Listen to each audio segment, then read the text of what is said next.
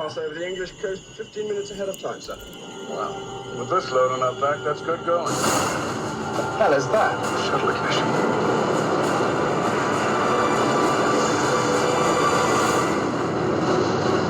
The situation is critical. We've got to find that shuttle. What do you know about Moonraker? Crashed somewhere in the Yukon. Aircraft and shuttle totally destroyed, correct? That's the official version. The truth is rather more disturbing, 007. Are you suggesting the shuttle was hijacked in midair? That's for you to find out, 007. Then California must be the place to start. Welcome to California, Mr. Bond. I like it already. I'm sure Mr. Bond is eager to start his tour. Look after Mr. Bond. See that some harm comes to him. Hang on, James. The thought had occurred to me. Vodka martini? Shaker, not so. 007. No slip-ups. Or got both in trouble. Oh, really?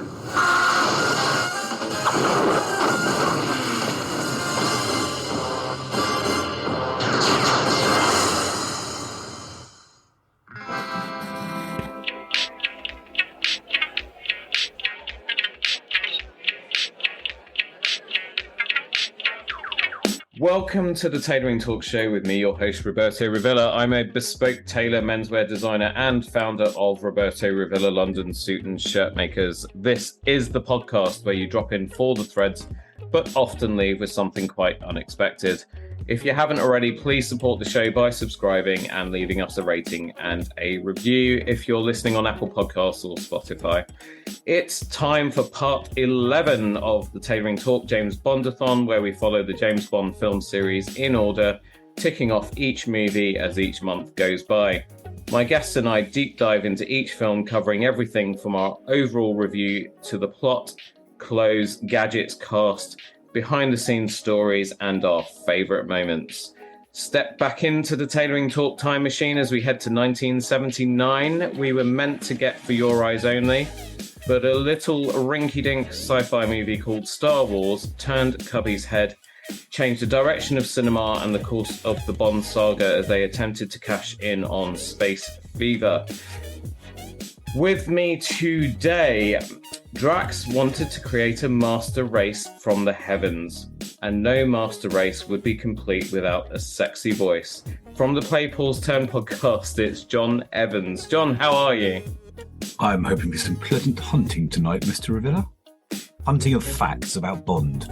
Hunting of facts, yeah. You might have come to the wrong place. Also, it's like a little Play Pause Turn reunion tonight, also from the Play Pause Turn podcast. If anyone could persuade Jaws to stop biting people's necks and assist him to foil a plot to destroy humanity, it's our voice of reason, Alex Hansford. Alex, how are you? I'm very well, thank you. Thank you, Bobby. Very good. With your headphones, you look like one of the Moonraker operators, Alex. I do. Very much so. What would your operator number be? Oh, good idea. I think it would be 42. 42? Well, Yeah. as in, would you be playing a bit of funky bass, like level 42? No. It's a Douglas Hitchhiker's Adams. Guide to the Galaxy Yeah. reference. Ah, okay, sorry. I'm obviously the weakest of the Play Pause Tone geeks. Could I just say mention that? This is a space one. I'd be Johnny number 5, wouldn't I? Let's be honest. Johnny Yeah. number 5 Yeah. from Short Circuit? Yeah. Why? Because my name's John and it's a number. And that's the best I that's can do, it. to be honest. You started this, Bobby. Yeah, I know. God. I didn't have an icebreaker prepared, you see, so you know I'm improvising. Right, already this is the worst Bondathon episode to date. We haven't even got started. Hooray! But before we get started, I must get our spoiler alert in early. This film has been out for just 43 years, but for those of you who haven't seen it, we will be spoiling the living daylights out of this one. So if you haven't seen it, hit pause, go see the movie, and rejoin us after. Moonraker was released in June of 1979 with a runtime of just over 2 hours. I don't know why for a second there, my brain short-circuited because I was actually trying to think back to June 1979. And I obviously don't have any memory of that whatsoever because I was about 18 months old. So I don't know what reference I was trying to grab there.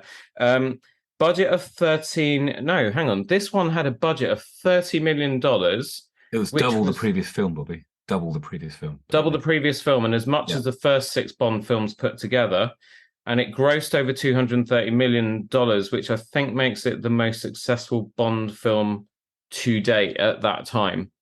So Cubby definitely, with the idea that he had to make the biggest, most extravagant Bond film ever, definitely knocked it out of the park.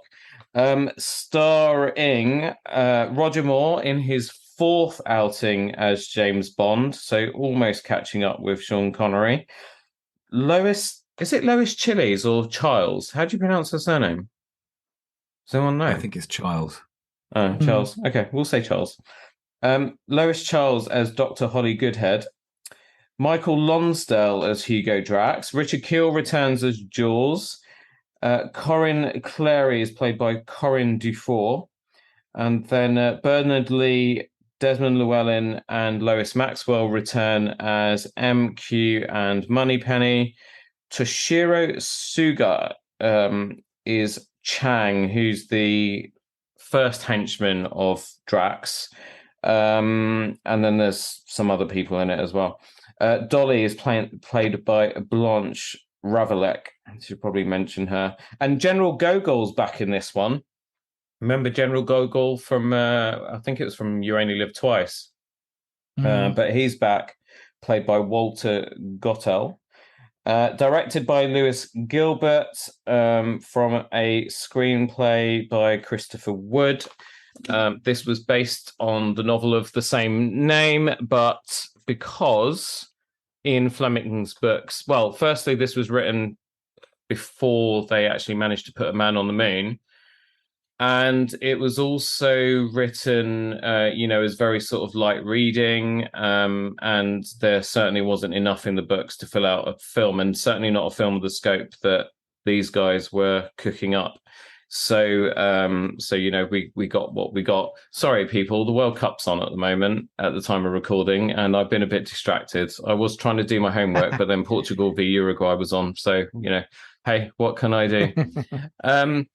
I think this is I think this is probably the Bond film when I was a little child, because again, I've told stories about my mum just sticking me in front of a television and putting a bootleg VHS on whatever my grandfather had managed to get his hands on at the time.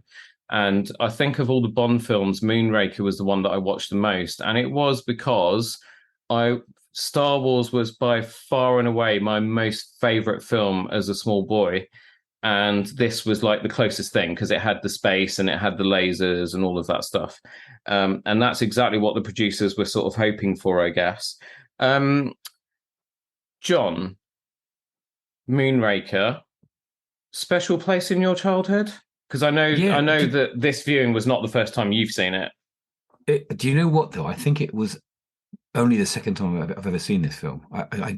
There's so much of it I didn't remember. I mean, I remember certain amazing bits in it that we will talk about later on, but I think I've only seen this once before, because there's bits of it I have no memory of at all. I would have been 6 when this came out. Okay, so I would have been 18 months old when this came out. So but I remember the set pieces I remember were definitely the sexy time at the end with the whole re-entry thing. Possibly the best line in Bond history, I think, that line. Yeah, exactly. Jaws and his girlfriend, but in space. I don't remember anything about that before. Dolly, sorry.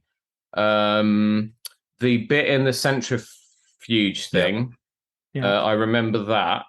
And then obviously all of the space stuff with the astronauts, pew, pew, pew, pew, pew. God knows how that's going to sound in the edit. Alex, How about you? Well, I was a twinkle in my mum and dad's eye at the time, so I don't think I would have.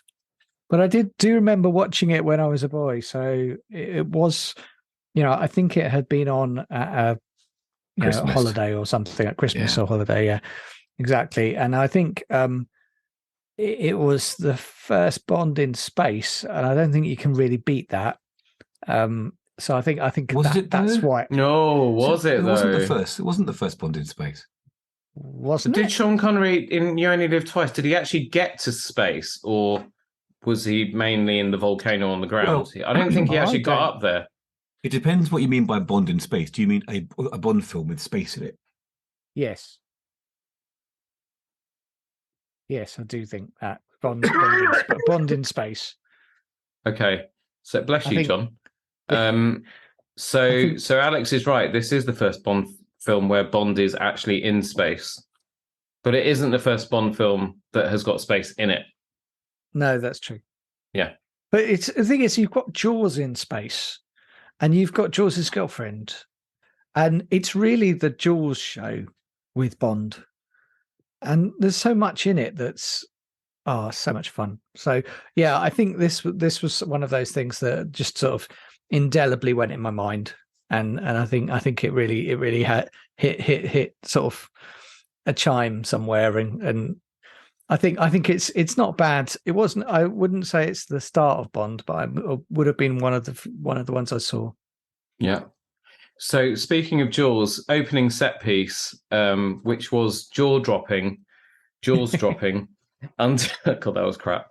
I mean, it was quite a thrilling sort of opening set piece. So Bond is actually no, before that, because we've got the theft of the Moonraker space shuttle, haven't we? First of all, so you've got the space shuttle that's on the back of whatever's transporting it, and then two people get out of some hidden compartment with their leather jackets, we should say. Yeah, and I was like, what the hell's going on here? I thought the security was especially lax on that really important space shuttle they were transporting by the RAF, which interestingly, the RAF plane had her cupboards labelled trash, which vexed me somewhat because I'm pretty sure the RAF would not have cupboard, the metal sort of lockers that store all the airplane food called trash. I'm pretty sure that was an American plane, not a British plane. Yeah, exactly, because we'd have called it rubbish or some such.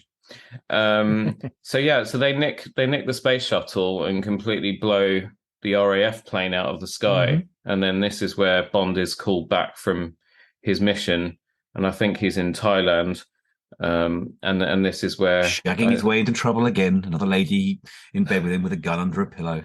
So if we're starting the shagometer for this episode, does that count as a shag? Because is he in bed with her? Well, no. I think he intimated that the other fella, the pilot who turned around with a gun to, he said I think it was something like, "Oh, we're a bit premature, aren't we? Can we just it was hinting that nothing actually happened yet." Okay. I don't think that was shag number one. Yeah. So the Tailoring Talk / Claypool's Turn VAR basically says no shag. Moving on. So Bond's on a plane on his way back to England, and then gets into a fight with the people on the plane, and then ends up basically getting shoved out of the plane without a parachute. So he has to go after the other bad guy to get his parachute. There was a very famous scene in Arnold Schwarzenegger's Eraser, not such a famous movie, I just realised, but it's famous to me because I've seen it so many times. It's a good where film. Arnie has to do the same thing, right? But where the hell did Jaws come from? Did anyone notice Jaws on the actual plane before these two jumped out? Yes, briefly. When he jumps out with the other guy, there's a third person at the door, and it is Jaws. And it is Jaws. Okay, right. But he must have been in the loo, and he must have come out the loo, and which confuses me a bit because he was quite, Bond was quite intimate at that point. Even Jaws needs to have a poo, though, Alex. But this must have been a pretty long poo, really. Poo? I mean, He must have been in there. From Jaws, I bet it was, to be fair. Yeah. I mean, that plane was doomed anyway. Can you imagine This Jaws explains going a and lot. blocking up that loo? If I take Emily to the toilet, it's just a little. You just need a You don't little want to drop bag, that on right? people below, do you? Blimey. Yeah. But yeah, exactly. But Jaws going to the loo is like taking a bloody Doberman to the loo. You need a black bag to clean that up. Jeez. Oh, So I've got shovel. dogs. So yeah, when you start talking about bum rubbish, then I start, equating it to dogs. Anyway, sorry, where were we? So opening set. So it was brilliant. And obviously you could see that the stuntmen weren't Roger Moore and weren't Richard Kiel and weren't the other. I mean, it was so obvious. And you could see the zips on the back of their suit jackets where they'd been altered to put a parachute underneath. Yeah. And I know it's but you see, it's ironic because we're going to talk later on about the cable car sequence, right? So you understand the need for safety, but they're so inconsistent, the Bond filmmakers, because there was no safety going on the cable car sequence. As I say, we'll talk about that in a bit. So Bond gets the bit better of villain number one, but then Jaws drops out of the plane and drops in for a bite, and ends up coming the wrong end of trying to get hold of a parachute or whatever, and then he goes flying into a circus that's going on. So I think the thing for us is that for Carolina and I is that we're watching this opening sequence and it was very thrilling, and then all of a sudden it just turns into pantomime when Jaws sort of plummets head first into this circus, brings the whole thing down, and it kind of set the tone for Jaws in the rest of the film, I think, which it was a little bit of a shame. The segue, the very, very, I thought the very clever, arty segue of him falling into the trampoliner's net, and that then becomes the first graphic for the nudie lady dancing in a silhouette opening sequence. And I just thought that was quite a clever little sort of artistic segue from the actual scene to the usual opening sequence. Yeah, but it was still very, wah, wah, wah, with his the fact it was really silhouette spinning around as well. All the cars shook and the ground shook when he hit the bottom of the tape. I love the miniatures in this film. They were so endearing and charming, all of them. There was a lot of miniature work in this film. But that neatly did lead us into the title sequence. You're absolutely right, John. And then we get Shirley Bassey back for a third time. And John's already screwing his face up. I admit it's not a bad song, but when it comes on my 007 playlist, it is one that I just skip almost straight away. I probably let her get halfway through the first verse, and then I hit the forward button. Alex, how do you feel about Moonraker, the theme song? It's fine, but it's not great. I think there's a lot better songs. I think that's the problem when you have such a powerful history of songs. Then I think it's just this one was a bit meh. Kind of carried on the sort of I don't know how you describe the music for the Roger Moore era Bond films up until you get to A View to a Kill, which is brilliant, by the way. Richard Gore will be listening to this and he'll be breaking his radio or whatever it is. Do people listen to podcasts on the radio? You can't, can you? Why did I just say that? On his wireless. A Robert stream or something like that. Oh, okay, fair enough. He won't be. But yeah, he'll be breaking his iPhone or whatever listening to me, except because he thinks Duran Duran is one of the worst Bond songs ever, which I totally disagree with. I think it's brilliant. But the Bond songs for Moore prior to that were very, don't know, but I don't want to say weak, but they had a certain style that was kind of in keeping with Roger Moore's Bonds, right? Do you know what I'm trying to? You know what I'm trying to say? Tiny wah-wah guitars and kind of sort of big band feel to them and kind of ballady. Yeah, a bit like the riff that Robbie Williams used for one of his songs. The sort of the chords, the string chords from some of the. Yeah, wasn't that from You Only Live Twice? Yeah, I think so. Yeah. Millennium. That's it. But That's the one. It's kind of orchestral slightly 70s guitar twang kind of riff, really. So yeah, so anyway, didn't blow us away. The one thing that I did think about through the title sequence is there's a lot of nipple in there, isn't there? Like if you're if you're a small kid, no wonder I don't remember the title sequence. My mum probably always fast forwarded that bit. Yeah, because can't look at naked women. There's a lot of naked women stuff going on. I said to Carolina, I said, why do they always have naked, like totally naked women in the title sequences? She's like, because it's just sexism, isn't it? It's broccoli. It's the broccoli thing, isn't it? Yeah, exactly. I mean, if you look at, sorry, Carol. No, you go, carry on. Well, if you look at one of the sequences in the film, which we'll talk about later on, where Bond enters this massive lair and there are just basically beautiful women all around him, I can just imagine that being Albert Broccoli walking into just one of his big palaces in Las Vegas, and having all his sort of female flunkies surrounding him. It was very much a lot of kind of wishful film part, I imagine. Yeah. What do you think? No, I agree. Yeah, no, I agree as well. I'm just wondering, what were these films rated when they came out? Were they like rated 15 or 18? 15 maybe back then? I don't know if they had those ratings at the time. I mean, this film, I'm just trying to look it up now.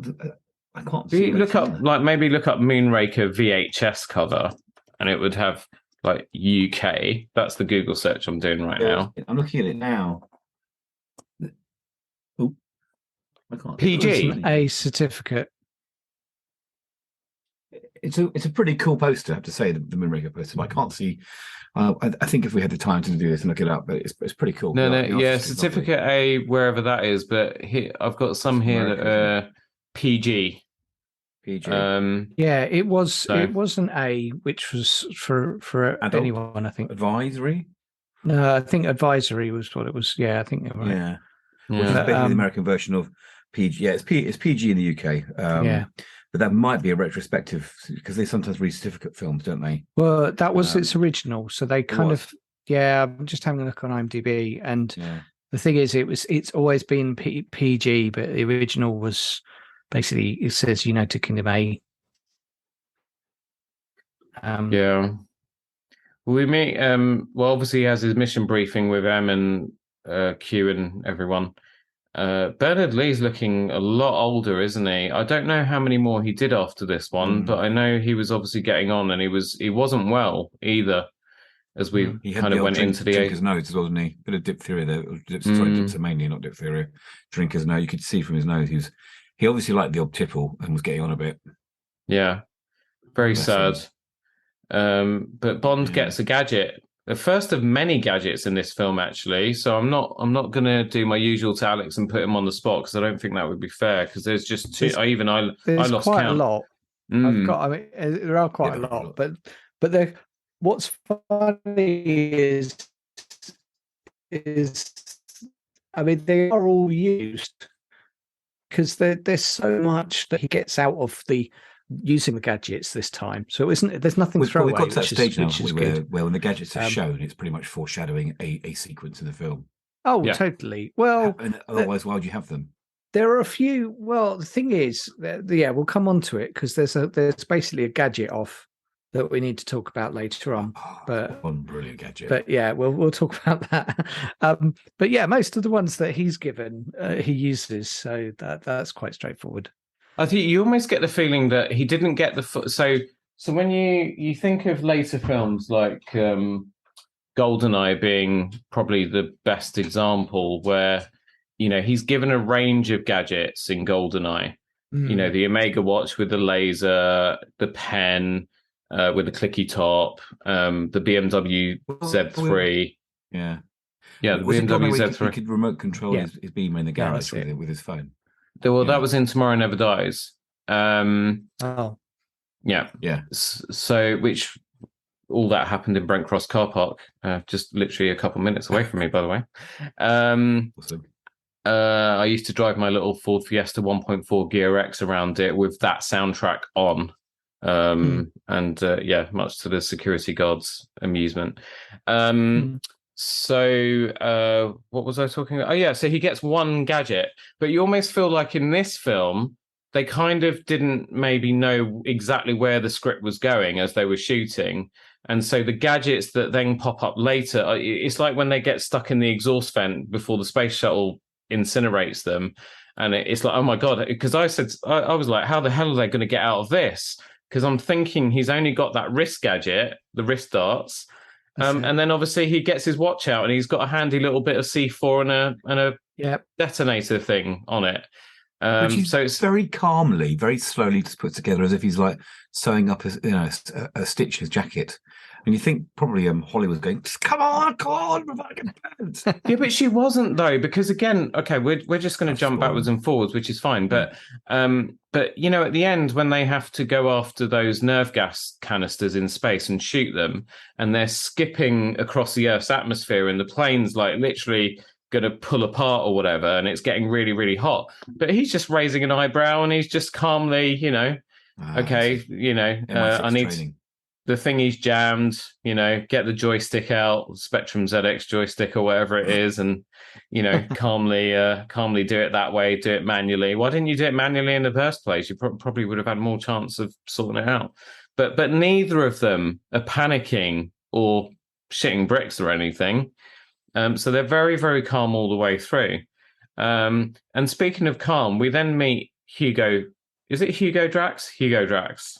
I want to say Hugo Drax. I haven't looked at his name. Well, I mean, you mean we go to his big sort of complex where he's transported his own French chateau across to the middle of the American countryside.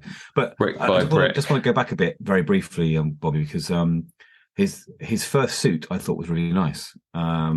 Which was a sort of a nice double-breasted thing with a waistcoat. But what I noticed most of all, which is a really nice touch, and it's a sign of a true gentleman, was his two buttons. The bottom one was undone. Yes, as it should be. And it should be. And I just think that little sort of attention to detail was that the studio, or was that more that did that? I wonder. That's what I found. Well, no, it's just general etiquette, John. Yeah.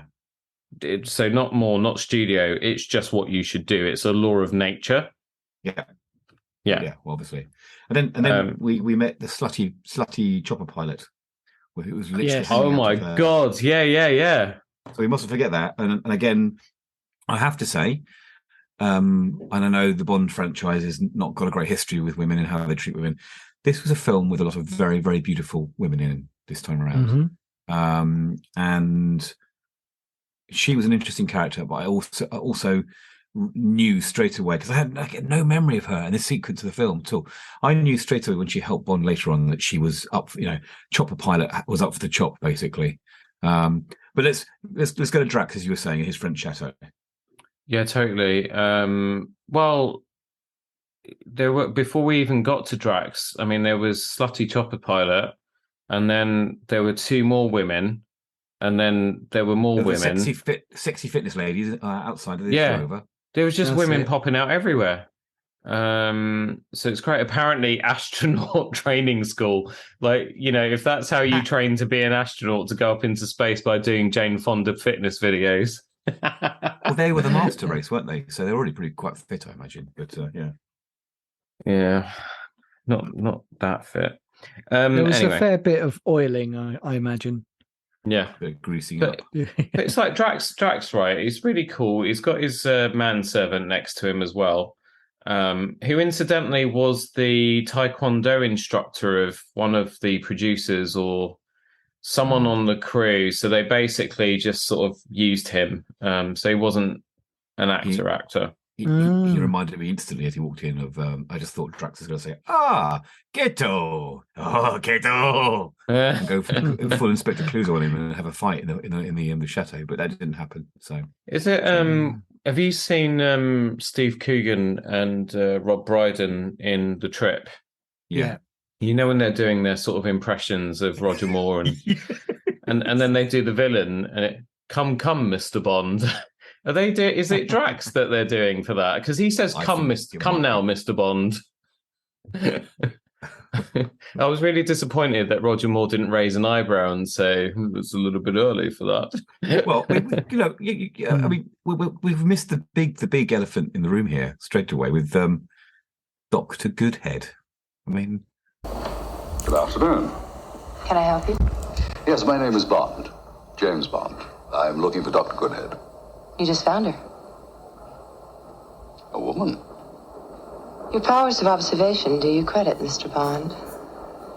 James. To my friends. Holly Goodhead.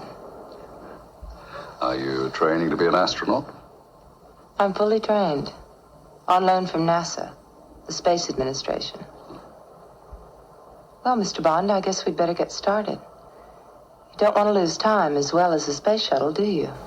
Is this the first film of? I mean, have we had Pussy Galore yet? We haven't we? Yeah, we had Pussy Galore. Yeah, we have. I mean, so it's not the first naughty name they've chosen for an actress, and we know we've got Christmas coming on later, haven't we? Christmas comes but once a year, but I just thought that there were very, very few quips from Bond about her name. I thought he missed so many opportunities there. By the way, I think the line is, "I've always wanted to spend turkey in Christmas." Oh yeah, okay. The World Is Not Enough is my Bond film because all the SFX on that film were done on computer rigs that I designed, built. Yeah, Right. We'll get to that eventually. And it's the first and only ever Bond film I saw with my dad in the cinema. Yeah, he gave away a massive spoiler alert when Goldie turns up. Yeah, my dad just sort of went out loud. He was like, "Oh, he's the bad guy, isn't he?" It's like some groans around the cinema. He's like Homer Simpson as they walk out of Star Wars, isn't he? Basically, yeah, exactly. But Drax, look at the way that Drax is dressed. We're going to talk about the tailoring because he's wearing the typical Bond Blofeld style, kind of that they use in Austin Powers, isn't it? Yeah, exactly. That's right. It's a tunic.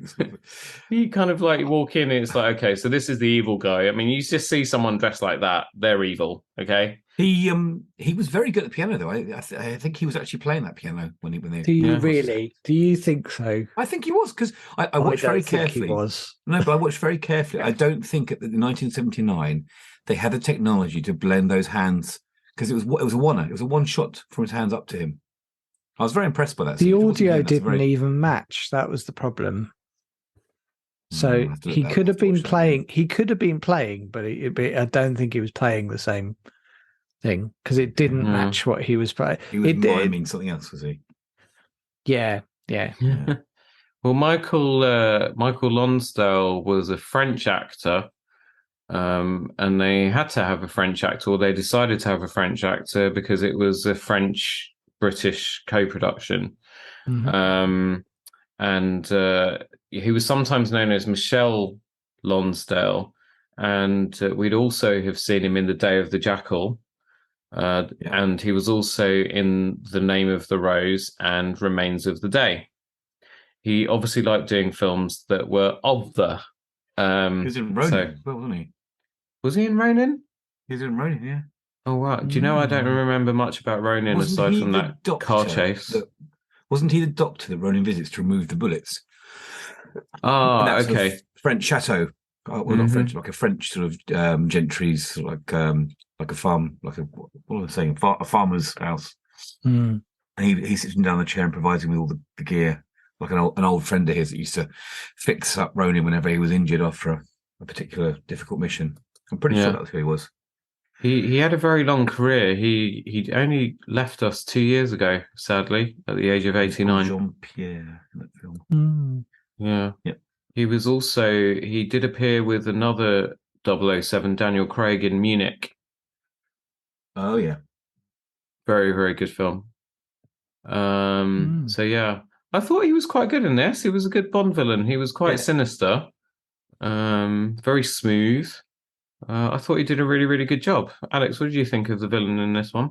I think, he always seemed to be quite in control of the situation. Even when things were getting away from him, he seemed to be like, don't worry, I can do this. Don't worry, I can do this.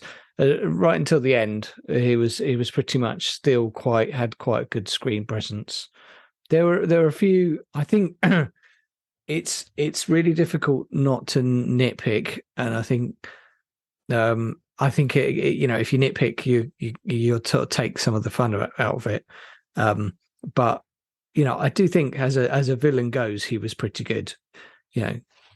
He wasn't the most compelling villain though. He didn't really have much depth to him. but it But was fine. Looking back at this as a Bond film, he fits the classic villain mold completely. Yeah. Oh yeah. So in sort of retrospect, he's a classic crowd pleaser of a villain. But at the time, perhaps that was different. Does that make sense?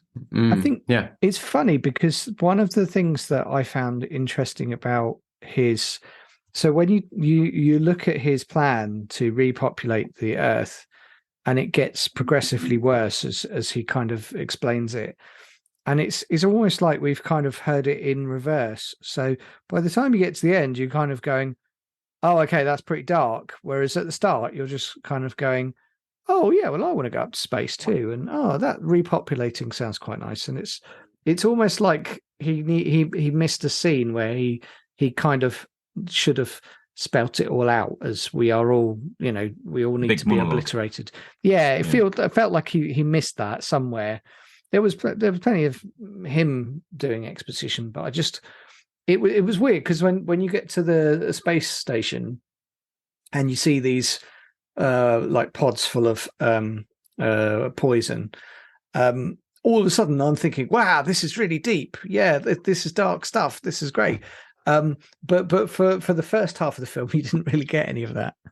It was pretty dark when he sent the dogs on Serene, though, I thought. Extremely, yeah. Yeah, That was, do you know, that really dark yeah, for that's this true. film. the style of editing and the way that was shot reminded me of old classic, 70s horror films like The Omen and things like that. It had very much that sort of vibe to it. And probably the reason I don't remember that scene is because it was probably another one that my mum maybe fast forwarded for some reason. Maybe I was just playing with Lego or my Star Wars. I was probably playing with my Star Wars figures up until it got to the space bit. That's probably more like it. Yeah, exactly. Do you think though? Again, I think of strange things when I watch these films. Do you think that the only reason that they made those gas canisters out of Venetian glass is so they could use Venice as a location? Mm-hmm. Possibly. Yeah, I mean, it was really very flimsy. Yeah, it was very follow the trail of breadcrumbs so that we can get to another amazing location that Cubby had a great holiday in and decided we need to use this place. That's so true. Yeah. So chateau, didn't he? We should go back to that chateau, shouldn't we, and pick up the thread because there's some cool stuff in this body. Yes. Yeah, that's right. Well, I mean, he gets his shag in, doesn't he, with helicopter pilot Corinne? Yep, that's shag number one. And and it's a fateful shag. She's not coming back from that one because she then, well, he tells her that he's after information again, as in every film before. I want information. She turns out quite quickly, doesn't she? Though, I mean, there's no real kind of like convincing. Yeah, well, I think bed and then she does the dirty. Because he does the creeping around. He sort of leaves her in bed, and then then he goes to have a little nose around, and then she comes out, doesn't she? And she's resisting, but then he says, "Is there a safe?" And she gives it away by looking towards where the safe is. And obviously, once that happens, it's kind of like, okay, well, I've gone that far. I might as well just give him the rest now. So you could kind of understand it from that point of view.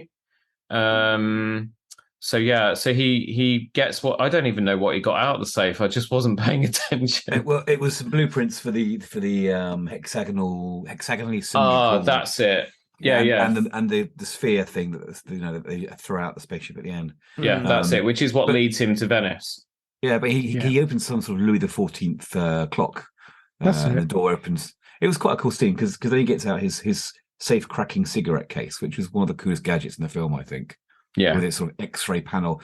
I mean, absolutely no way that technology could exist in 1979. There were no flat screens that big. It was hilarious. It was meant to be like an X-ray device because he picks it up, doesn't he, and turns it towards her and says, "Oh, I see you got an underwire bra or something through a jumper." But did you spot the spy camera though? The small micro. Yeah, with camera. The 00. Yeah, the lens was the middle so O. Cool. You want one of those, don't you?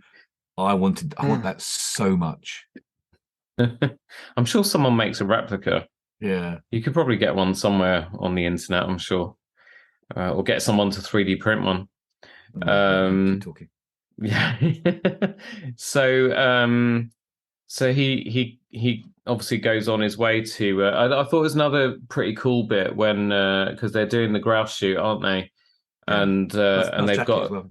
yeah. Drax basically has told his henchmen to ensure that some harm comes to Mr. Bond, and so Bond basically goes to shoot. Well, we think he's shooting a grouse and he misses, but he doesn't miss. He actually gets the sniper in the tree that was planted there to take him out, which I thought was really cool because that again, it's just that sort of side to Roger Moore's Bond, which is ruthless and cold. Exactly.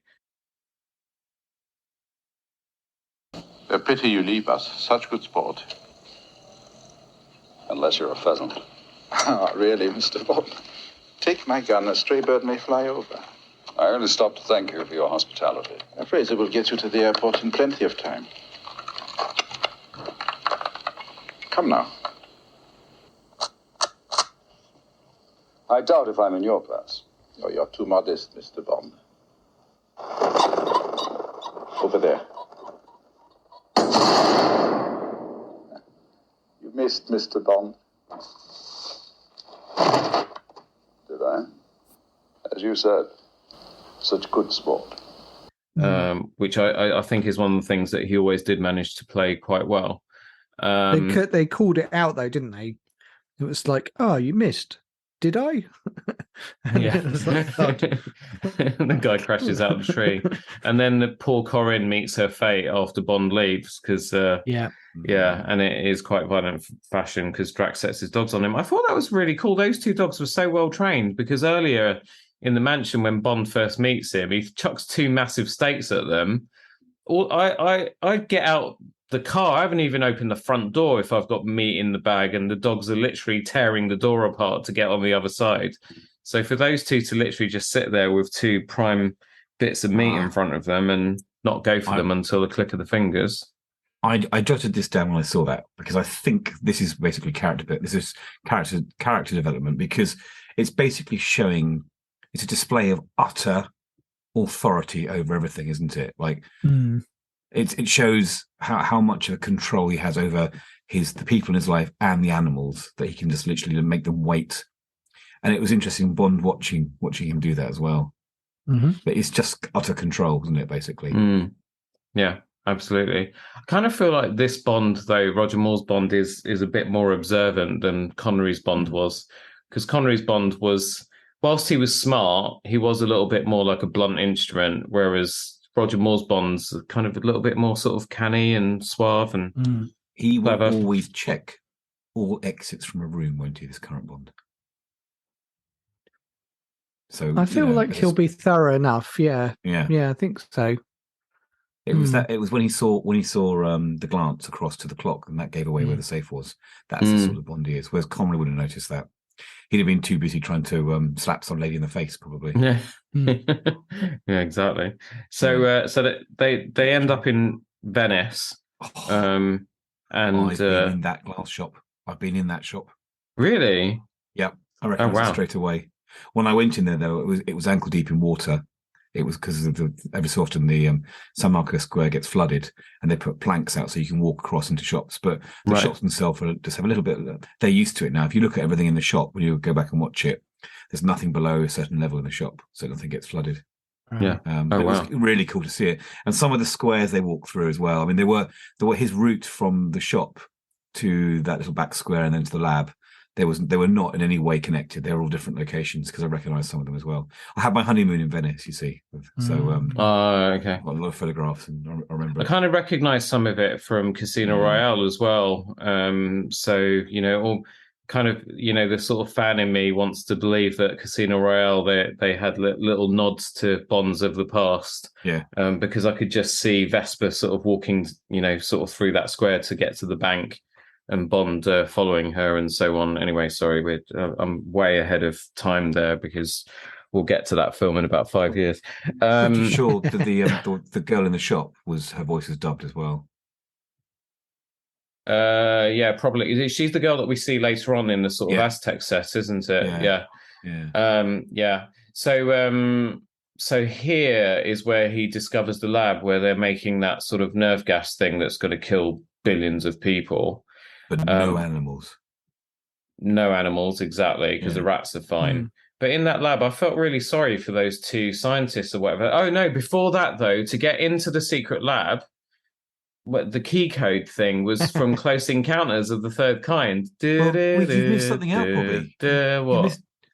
Well, the blinking gondola hovercraft chase thing. Oh God, this is why I don't like doing the film like sort of in order, because I always forget stuff. Because I jot down the things that amaze me, and I have it highlighted in extra bright yellow. Because I thought I was going to come on to the gondola though, because I thought the gondola was after.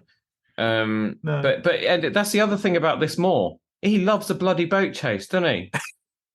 Loves a good old boat chase. This Roger Moore. I finished my Live and Let Die Diaries book, and a lot of the first half of that book was all the boat chases in Florida, and he wasn't a massive fan because at one point he broke his kneecap and broke a couple of teeth when the boat stopped him very quickly. So I think he'd probably think more like he was thinking, "Oh my God, another boat chase." It's probably what Moore was thinking, actually. Yeah, when that gondola, they rigged a 120 horsepower engine to it. And then they couldn't control it; it just kept crashing everywhere. So there was a lot that went wrong. And then when they turned it, 5 silk suits, didn't he? In that scene, it kept tipping him out into the water. Yeah, that's right. And then the very final time, he had one suit left. And yeah, silk and water basically are not good bedfellows. So yeah, and then when it turned into a hovercraft, I mean, by this time, I was just laughing hysterically. I just found it so funny. But they also had the man looking at the wine as the gondola went past. The same man who looked at the wine on the beach. I'm not sure it was the same actor, but that sort of running theme of I've drunk too much. I was looking at his wine. Yeah. Did you see that, Alex? Yeah, I saw that. It, and then there was another afterwards. Someone was pouring wine. Yes. As well. That was another one. But to get that gondola to go across San Marcos Square with all those crowds of people through them, I'm pretty sure they couldn't all been extras, or maybe they weren't. No, so they first of all, sorry, I just put myself on mute to go and tell my dog to shut up. And funny enough, she started when we were talking about those bloody dogs. So the drunk guy was the same drunk guy from The Man with the Golden Gun. So they basically continue the same guy. It's the same assistant director, actor. same location. He's not an actor. He was like a location director or whatever. So same guy. So they're going to continue that gag. So look out for him in subsequent Moore films. Yeah. And as in Roger Moore, not Croydon Moore films. That wasn't bad English. M-O-O-R-E. The crowds in Venice were tourists. They just couldn't clear Venice of them. They were just there. And when they were pulling the hovercraft along with more on it, obviously what a tourist's going to do, they're just going to stand there gagging at this weird thing. Not all of them knew necessarily that it was James Bond. That would be the reaction if that scene was real, wouldn't it? Anyway, so you're going to get a genuine reaction out of people, I suppose. Yeah, exactly. Yeah. So they just kind of continued, just decided to just keep it going and just roll with it, which, and I think for those sorts of things, the film is all the better for it. Because like when they have him arriving in Venice, he arrives on Concorde, and what happened there was that he actually was ill. He had a stone been lodged between his kidney and his gallbladder or something. Oh, so gallbladder stone or whatever. So he basically couldn't get to set with everybody else. So filming was delayed. But he said, I'll be able to have the procedure and then I'll get over as quick as I can. So they put him on a Concorde to get over there. And so Roger Moore says, I think in his diary, that he's on the plane lands, he can see from the plane that the film crew's there and they're actually rolling the cameras. So they filmed the Concorde. So that's why Bond arrives on Concorde. It's because Roger Moore came over on Concorde, basically. Because that was the fastest way in those days, obviously, to get him from A to B. It's still the fastest way in these days if Concorde was flying, because nothing's beaten it. Yeah. Well, let's segue here. That's my one I mean, a real wish. And I feel really sad that I never got to fly Concorde. That was Concorde was only for like super duper rich people, right? Yeah, because it was like, I mean, it was stupidly fast, and the fuel costs were astronomical, and there were lots of safety issues, which is probably the main reason why Concorde shut down, really. And I think because they priced themselves out of the business. But yeah, the economics didn't work, did they? Yeah, but amazing. I mean, were they French designed Concordes? I think they were, weren't they? I think it so, was a yeah. partnership between Air France and British Airways. Yeah. Lovely, lovely things.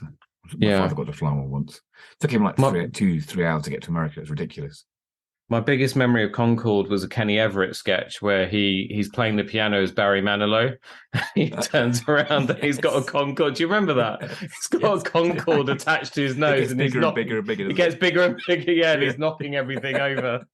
I don't know how I remember that. It's just like really weird things that you hold on to from your childhood. Like two of the young ones basically in the shower and sort of crashing through the window when the lights get cut off or something. Neil and the other one. Anyway, I was never allowed to watch the young ones. So yeah, if I was watching it, it was in secret. So Venice, hey, beautiful place. Because I can't remember what happens after Venice. So after they have the whole he meets Holly's knee on the oh yes, he does. And they talk about pooling resources, and then he gets his shag number 2.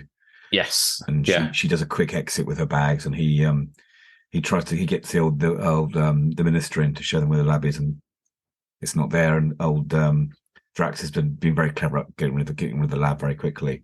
Yeah. So it's kind of like wrapping up that scene fairly quickly in Venice to move on to Rio, isn't it? Is it Rio next? Yeah.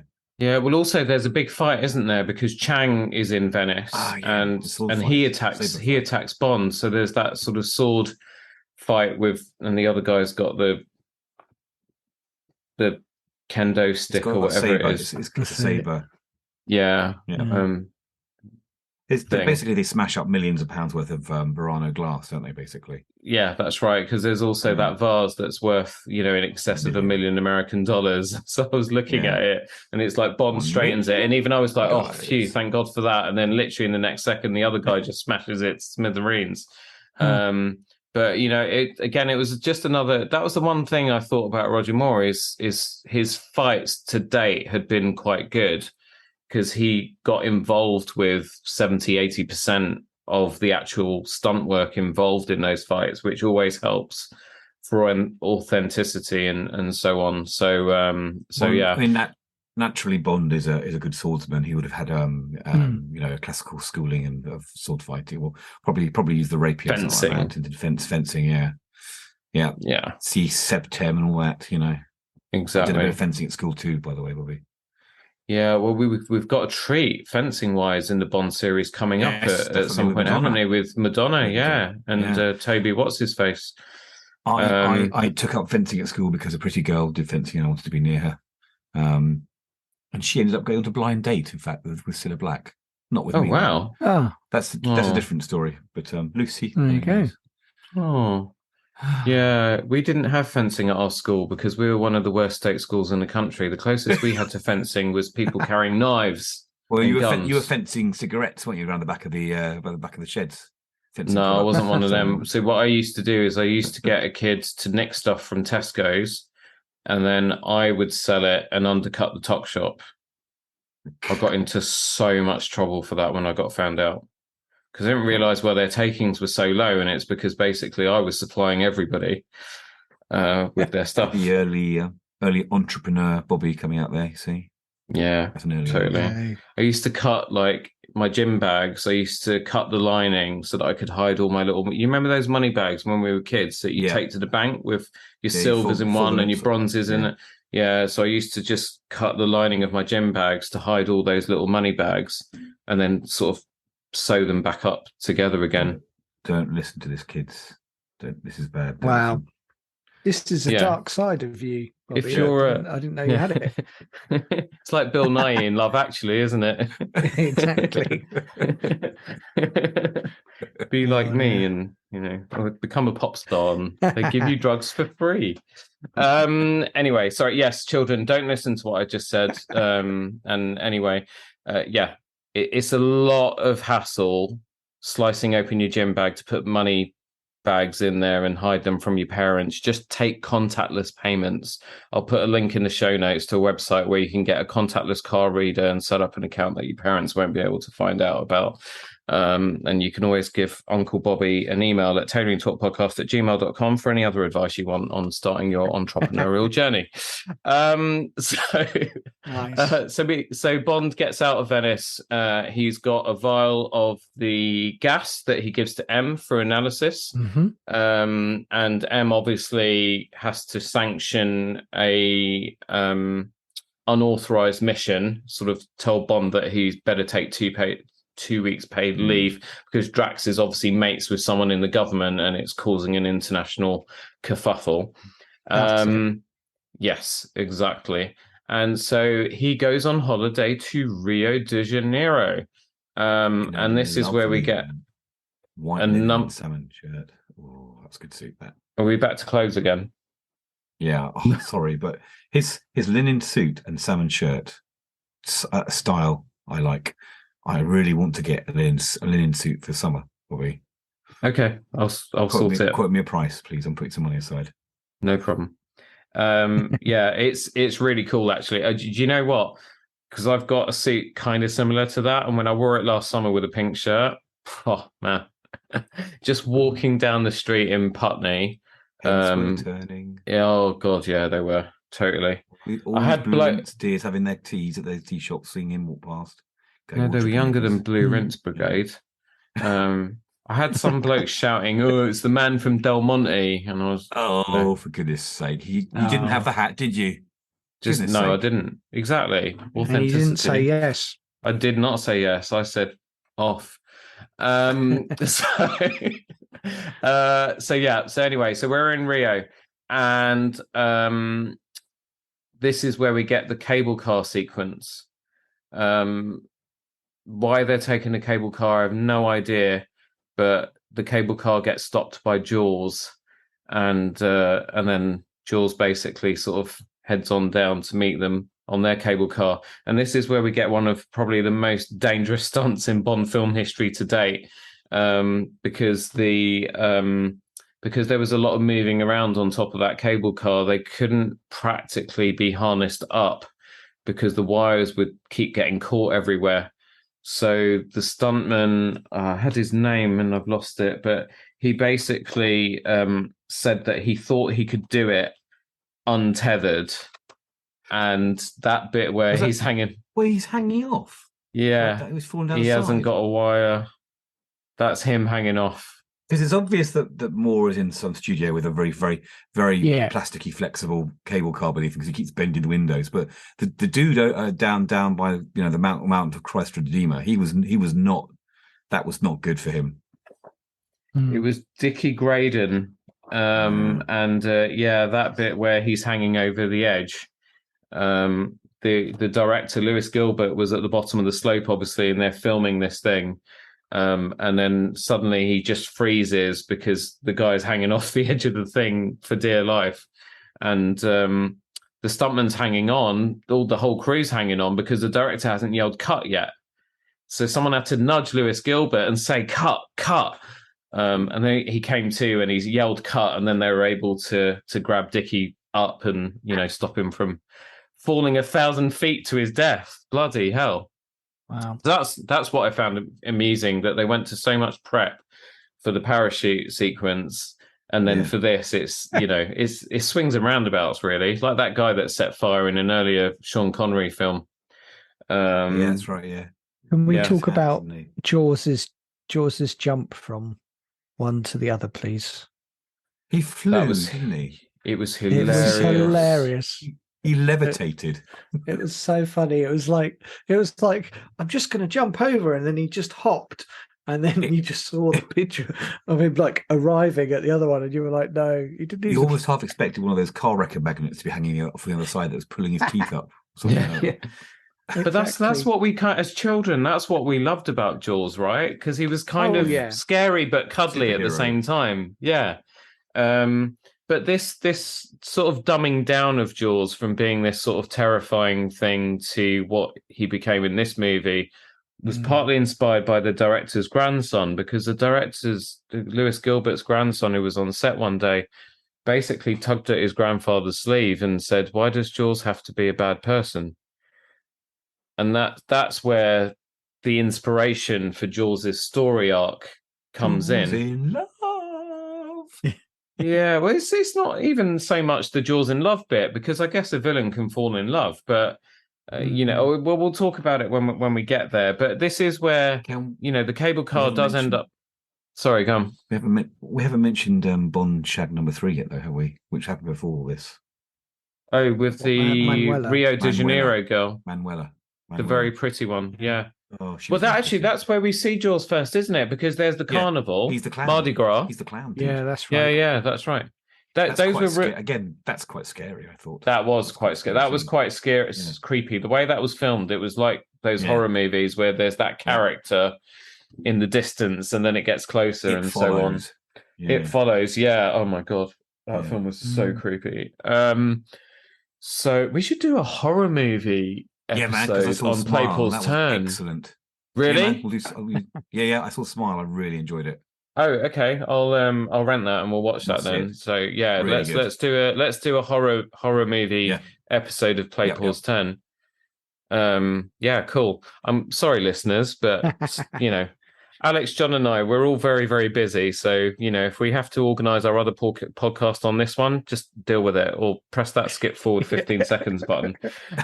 So they're doing that already. Or they switched off. We didn't mention the assassin in the gondola as well. Who? The one in the coffin. The guy in the coffin. Yeah. We just there was with the knives. There were so many. There's so many people popping up, and there's so many gadgets. Because even that was a gadget, like his thing with the coffin. Yeah. Oh my god. Anyway. What did we get up to? Anyway. So we were in Rio, and we need to talk about the whole sliding down. I mean, what? Because at the beginning of that sequence, I thought, they're not going to slide down that because that's just instant death. But they do. But where I reckon they got that from? Star Wars. Romancing the Stone. Oh, yeah, Star Wars. No, Star Wars. Because I think Romancing the Stone was after. It was. If I'm not mistaken, I think it was 81. There's quite a lot they piled into that. But the other part was, I was thinking to myself, apart from the fact that would be death. But the other thing is just like, you can't follow it down quicker than the actual cable. It doesn't work that way. It's attached. It didn't. Oh, anyway, it's just so annoying. Yeah, the scene implies that the cable car is traveling along the cable, not that's right. Instead of actually, that's exactly it. Yeah. So it's like what else? The wrong way on an escalator, isn't it? Really? You know what else we missed, right? So this goes to show just how much there is in this film. Right, it's packed. We missed the bloody thing that spins around really, really bloody fast in the centrifuge thing. We completely missed that. Yeah. This is it. That was we did mention it. We did say try and get make sure it comes to some harm, and then. Do you think though? Do you think that they spun him around for real, or did they just blow in the face with a hairdryer? No, they blew him in the face with a hairdryer. Not a hairdryer. It was very powerful vacuum thing. Yeah. And Roger Moore said that he was surprised that he had any hair left after that. It was so powerful. You could see his face though on the video. He was quite dishevelled, wasn't he? Yeah. Didn't need any help. Roger Moore sex face at one point, didn't it? Yeah. But, bless him. How old is he when he makes this? Is he 50? Yeah, when he does this one. That's a good point, right? Be. I was going to look that up. So the other bit. So let's talk about Jaws. Let's go back to Jaws because after Bond and Holly, Goodhead, Holly Goodhead, escape. Obviously, Jaws has still got something to deal with because the car thing that he's on then crashes into the terminal. But he survives again because you can't kill Jaws. And that's where he meets. He's just got one of those, one of the motors around his neck. That's it. Like cable wheels. He goes, oh wow, and he pulls it off his neck and brushes off the dust again. And then he sees Dolly with possibly the lowest cleavage in Bond history, or what do you call this bit? Wench. It was yeah. I mean, it was literally even Carolina commented, and she was like, how low could that thing get before you could see her nips? But anyway, there we go. She was actually prettier than I remembered her from when I was a kid, because for some reason I thought she was spotty or whatever, but she actually wasn't unattractive. Age update. Bond age update. So in the novel, Ian Fleming said that when Bond reached the age of 45, he should basically retire, come off the 00 list, and be given a desk job. Right. So Roger Moore was 45 in Live and Let Die. That was 73. So he would have been 51 in this film. Okay, yeah. I thought he was 50-ish. Possibly his birthday was in the same year, but after the filming, so he was still 50. If that makes sense. Yeah, because I know his last one, View to a Kill, he was like 57. So yeah, so it from here it starts to get steadily creepier, especially when he's with younger Bond girls as well. But anyway, he's still entertaining. So Jules just basically gets his wagon wheel off his neck. Looks at Dolly, big smile. She smiles at him, and then they hold hands and just walk off. And that's that. I drew love hearts in my notes at this scene. Yeah. But then there's another speedboat sequence, isn't there?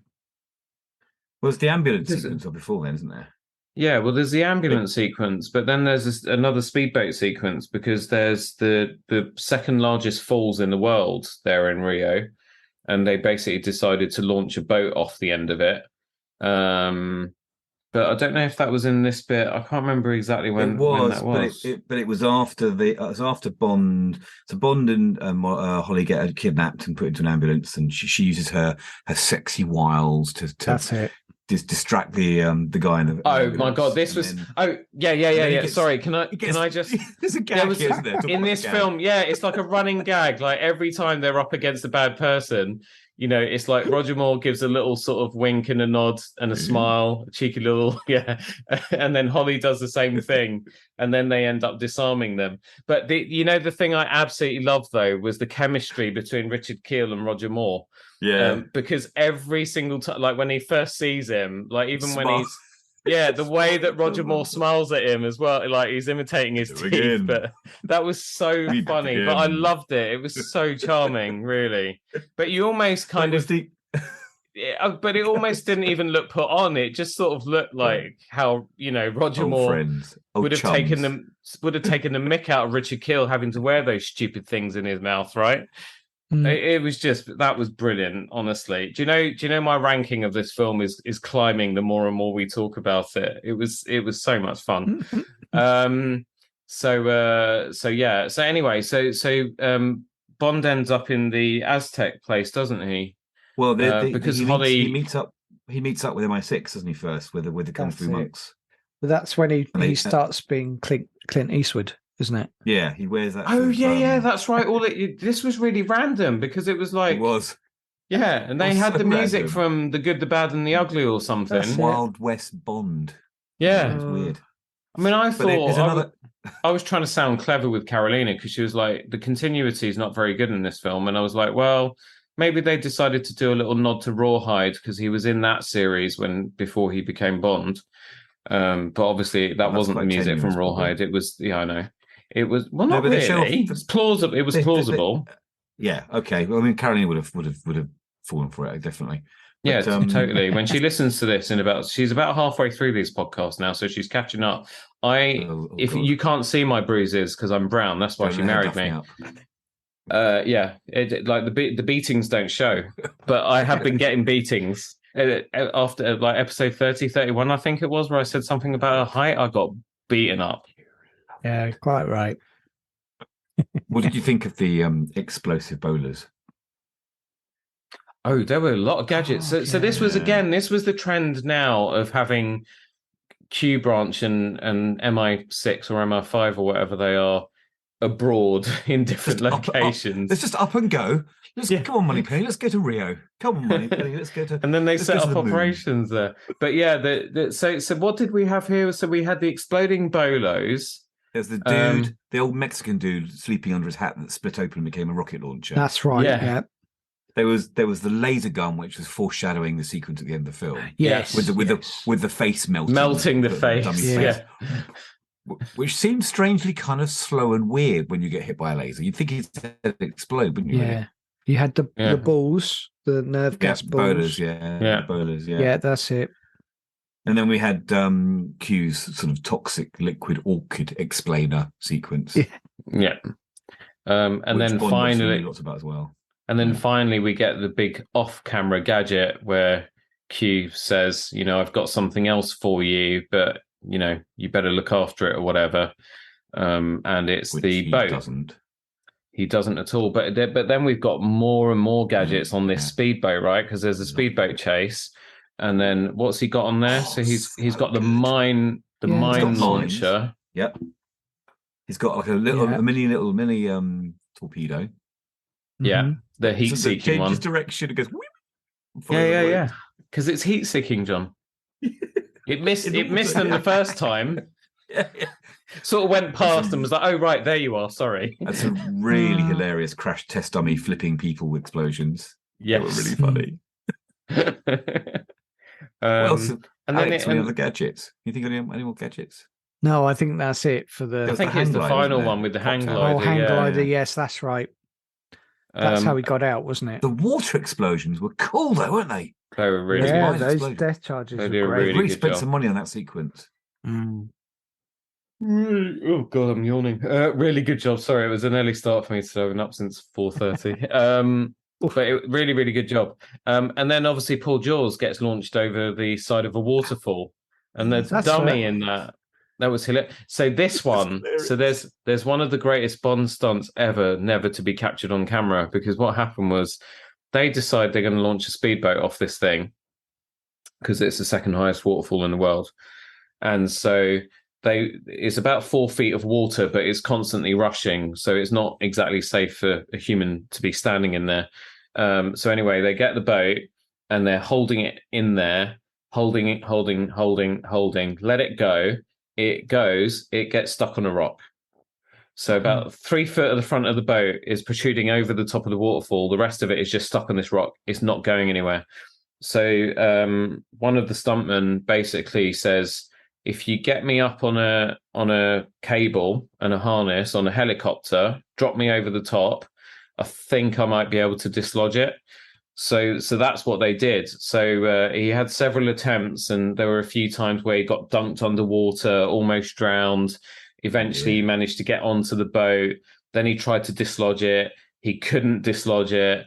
I can't remember what happened in the end. I mean, obviously, they managed to eventually make it work. But I mean, this guy almost died trying to make this damn stunt work.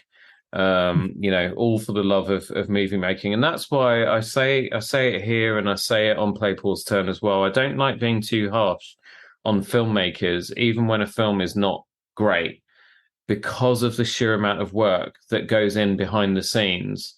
And I think just for the effort alone, you have to appreciate what filmmakers and all the crew, people involved with producing these things to try and entertain us. And okay, it doesn't always work, but there's a lot that does go in behind these films, and that's why I don't like being too down on films that I don't like. More in those days than now, but in different ways. I think. I mean, there's more work done in a room with computers now. But I think trying to be a producer for a film and just the nightmare, the arrangements of all the crews, the film crews, the stuntmen, where now you could do a lot of that in post production, must have been just such a headache. And so many amazing things they've done that are literally just on the cutting floor. We lost the scene of Jaws staggering out of the tent in the opening sequence. That's lost. There's only like a few stills on the DVD extras that you can see of him wandering out, because you've got to have a picture of Jaws coming out somewhere, dusting himself off after nearly dying. But you're right, Bobby. I still, again, after reading the Live and Let Die diaries as well, I've got a lot of respect for these crews of the 70s and 80s that really, a lot of it was just spit and sawdust, wasn't it? Really, and it came together and looked so amazing. Yeah, absolutely. And speaking of looking amazing, this film, it's aged really well. I thought it looked. I mean, I saw it on iTunes because as you know, I bought all of them. So I saw it too. Yeah, in 4K. and You could see the 4K version. In 4K. Yeah, absolutely. It's amazing. It looked fantastic. It's the best looking one I've watched so far. Yeah. And I then went back and watched the featurette, one of the extras, which shows the original footage in the original 4:3, and how they converted that to 4K must be machine learning. So it just looked so terrible in the original version, but the 4K, it was, and the color grading was really beautiful in this film. Very. How did you see it, Alex? Did you see it in 4K? Yeah, off the Blu-ray. Yeah. So, and I mean, I couldn't fault it. That's the thing. Like, one of the weird things was that, yes, you could tell when there were like stunts on a green screen and the miniatures. But I wasn't thinking to myself like, this was really naff. I was just like, I was enjoying it. And I think that's the thing. There are a lot of more modern films that wouldn't have got away with that. I mean, yes, there were lots to pick holes on, and the whole doing it, the whole zero gravity stuff only partly worked. But the thing is, it didn't really matter because it was just the scale that they did things was so good that it didn't matter. It was just so enjoyable. Yeah, you could watch it, and that's what tells you it's a good film. Like, is that these little things that we're chuckling at, we still love the film because of all these things, because it was still so enjoyable. So that's great. I mean, let's talk about the space sequence now, because we're pretty much almost there anyway, because obviously the reason they're in Rio is because they learned that the toxin comes from that rare orchid. It's amazing how much Bond knows about all these rare flowers and things. He's done his homework, Bobby. He's a professional. Yeah. But it's like he asks the guy, he says, can you call up the DNA sequence or whatever it is for me? And then he looks at the DNA formula and he's like, oh, it's this plant, blah, blah, blah, blah, blah, blah, blah. And they're like, oh, yeah, very good, Mr. Very good, Bond. Well done. M's very proud of him at this point. Anyway, so talking about the space sequences, so obviously they go up to Drax's space station in Moonraker 6, and there's 6 Moonraker shuttles overall that are taking this master race, because that is Drax's plan, is to basically regime plan, is it? Yeah, is to kill all of human life on Earth, have his perfect humans procreate up on the space station, and then send their seed back down to the planet to repopulate the Earth in his image. There's one fundamental problem with this, Bobby. Right? He's got all the lovely, beautiful people up in his spaceship, but who's going to fix the engines and who's going to do all the menial work if he kills them all? He hasn't worked this out. He still needs the working classes to fix all his machines and mow his chateau lawns and beat the grouse out of the grass and so on. And his Ponzi friends all snogging on the shuttles aren't going to do that for him, are they? Really? This is the problem with Megalomaniacs, John. Whether it's creating a master race and wiping out humanity and putting your own people on the Earth that can't do anything else, or whether it's leaving the EU, they just don't think forward, do they? So yeah, there we go. We don't get political on this show, but Brexit, what a load of tosh. But one of my favorite shots of the film was when we get the reveal of Drax's space station. The light just hits Thunderbird the 3, top. isn't it? Or Thunderbird 3, yeah, exactly. The light just hits the top of that miniature, and then as it gradually reveals the whole thing, it was just absolutely stunning. And in 4K, again, like you guys said, you just couldn't fault it at all. It just looks seamless. They put so much work into all the miniature work was done on the 007 stage at Pinewood. All of it was done on the 007 stage. The space shuttles themselves, the biggest one was about 5 foot tall, but again, they were mostly miniatures. They got lucky, didn't they, Bobby? Because the design of the space shuttle hadn't been fully released by then. NASA hadn't released this design. They spent a lot of time up at NASA because they really wanted to make it. They haven't finalised it, had they? No, I can't remember I can't remember exactly what happened, but he had a design for a space shuttle. Then they had obviously the unused shuttle at NASA, which they saw, and that became the inspiration for what we then finally see in the film. The funny thing, I mean, Ken Adams, again, I mean, he'd previously done such amazing work in the previous films, like The Spy Who Loved Me and the sets that he did in the later Connery ones and so on. But, you know, for this one, there's a quote from one of the production team. They say one of the most expensive things in filmmaking is Ken Adams with a sketchbook and a pencil. Well, I mean, the title sequence for this film cost more than Dr. No. The whole of Dr. No. Initially, the title sequence of the film cost more than the whole budget for Dr. No.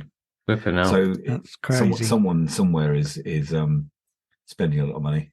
I think Cubby had balls with this film because at the beginning, before they started shooting, they were like, "We need to tell United Artists what the budget is for this." And then, you know, in the end, he just turned around and it was just like 20 million. And they were like, "Are you absolutely off your rocker? Like, we can't go to United Artists and tell them that we want to spend 20 million on this Bond film." And he just shrugged his shoulders and said, "It's going to be the biggest and the best one yet. They'll want more after this." And it was. Yeah, it totally was. So the space station stuff, we had all the zero gravity things, and they were all on harnesses for that. So Lois Charles is quoted as saying that she absolutely loved doing all of that work because it made her feel like she was sort of flying like a little bird. Yeah. And, you know, I think, again, they did a really good job considering it was 1978, 79, you know, all of that wire work going on and you didn't see any of it.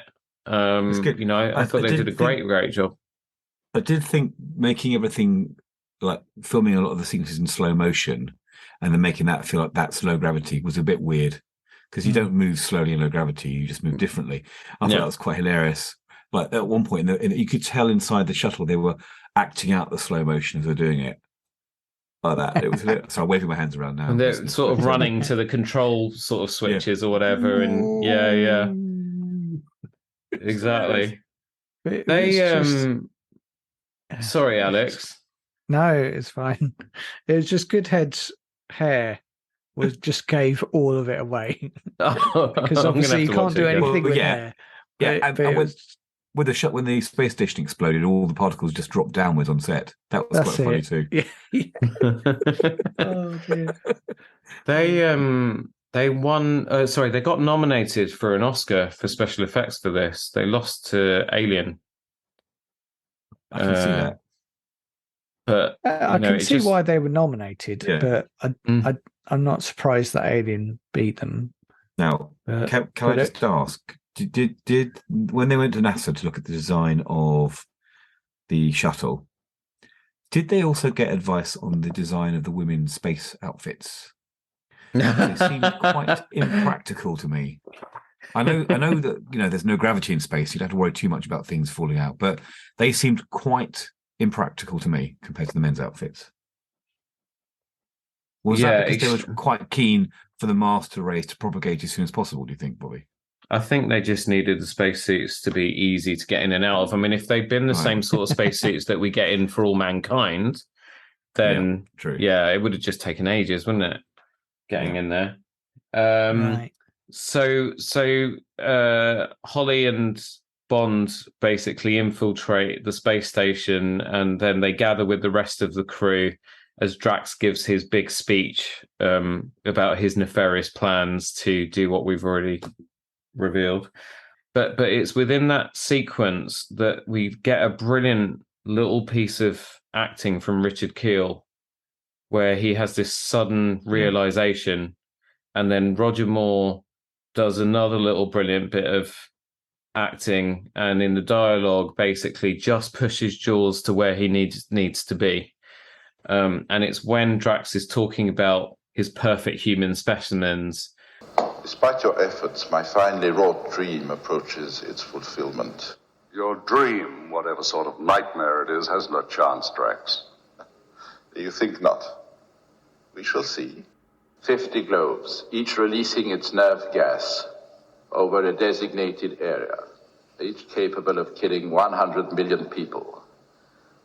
The human race, as you know it, will cease to exist. Then a rebirth, a new world. U.S. spacecraft on course to intercept us, sir. Activate laser. Prepare to destroy spacecraft. You see, my dear Bond, we're well able to protect ourselves against all enemies. Allow me to introduce you to the airlock chamber. Observe, Mr. Bond, your route from this world to the next.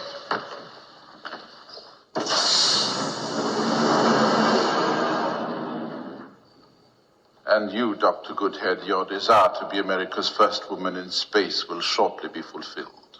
Leaving you on your flying stud farm, conceiving your new master race. If you like, yes. And of course, anyone not measuring up to your standards of physical perfection will be exterminated. Certainly. Interesting. Most interesting. Jaws. Expel them. Jaws, you obey me. Expel them! And then Jaws kind of looks up and is kind of like, huh? And then he kind of forgets it and looks at Dolly, and they're all very happy because they're kind of like, oh, we're going to be procreating as well. And then 007 basically just sort of nudges him and gets him to realize that, you know, once Drax activates his plan, Jaws is not obviously the prettiest thing in there. He's not the definition, Drax's definition of the perfect human being, and that he'll probably be discarded. So then Jaws has to make a choice. I really, really like that. I like the way they did it. You know, they didn't just turn him into a goodie. No. There was a reason for him. He had motivation to team up with Bond and help. Was that the scene where Bond then notices the? I'm looking at my notes right now because I've written in my notes, "lol" to space break. Where he presses the button and everyone gets flung around. That's it. I have to say, from this scene onwards, I was crying with laughter all the way through. And there's one particular bit we're going to talk about later on that made me almost, I guffawed with laughter. We'll come to that in a second. But this was just brilliant. Space battle. It's brilliant. Yeah. It's all brilliant. I loved it. It was really. But it's even ridiculous. Again, Holly and 007 get to have their little sort of, you know, when they have to stop the radar jamming thing. Yeah, and they go into that little control. Yeah, exactly. And then it's the communications array guys, and then Holly gives them a little smile, and then Roger Moore gives them a little smile, and then they start beating them up. I thought Lois Charles, Holly Goodhead, I thought she held her own really well here. Yeah. You know, kind of showed that she was a sort of, you know, competent CIA agent and all the rest of it. So yeah, but Drax gets his comeuppance pretty quickly actually in this because 007 goes after him when, you know, the army turn up or whoever they are and start. I mean, this whole sequence with the astronauts turning up, it was basically Thunderball in space, and none of it was realistic at all. I mean, for all the work that they did, doing their homework, trying to make it as close to science fact as possible, this whole thing was complete science fiction. You don't come out of a space shuttle untethered and just kind of float across, able to just go shooting at whoever. I mean, it's also, you're shooting lasers near a hermetically sealed capsule that if you hit it, everybody inside is going to be ejected through the air and die. Yeah, totally. You know what I mean? It's just like, first rule of space, right, is don't shoot guns inside a spaceship. That's the first rule of space. Exactly, as we Space is know, dangerous as we anyway. know from the Jamestown incident, John. Yes, exactly. For those of you who have not seen For All Mankind, if you Don't haven't spoil got it. an Apple TV Plus subscription, get one, or nick one, or Yeah, do it's whatever you amazing. have to do. And if Yeah, you have can got I an have a Apple TV, login, Bobby? we will. It's got one we hidden, don't. hidden in the slice sections of his kit Yeah, bag next to all the that's money. it. We used to Tailoring get a free Talk. year, didn't you? You used to get a free year of Apple TV. Yeah. Don't anymore. Well, They you know, stopped doing you that now. would if you were buy. Oh, actually, do you know what? The next time I buy a new thing, I'll give you my Apple TV No, Plus code. It's tied to your Apple Oh, is it? email address. A shame. Can't Anyway, share I'd just it. like to remind listeners that Apple TV, Apple TV / Tailoring Talk. If Apple TV want to sponsor this podcast, bring it on. Tailoring Talk does not condone password sharing of your Netflix, Apple TV Plus, Disney Plus, etc. accounts. But if you're writing to the Support show, creators, pay for stuff. yeah, exactly. Support creators. Yeah. But I'll speak to you after, Alex. Yeah, I've got one other thing. While we're talking about this, I have a bit of trivia. Can you name another film in space that came out the same year? Alien. Well, yes, but that's not the one. That's not the one I've got in mind. That's not the one. 1978. 79. Well, apart from Star Wars. The Black Hole? Well, Star Wars was 77. Disney's The Black Hole. The Black Hole. Ah, that's a Disney film, isn't it? Disney's The Black Hole came out in that's a December great film, the same that. year. It's got a lot of different different vibes, but the space station. I mean, and the Black Hole space station. Mm-hmm. There's a lot to say about those.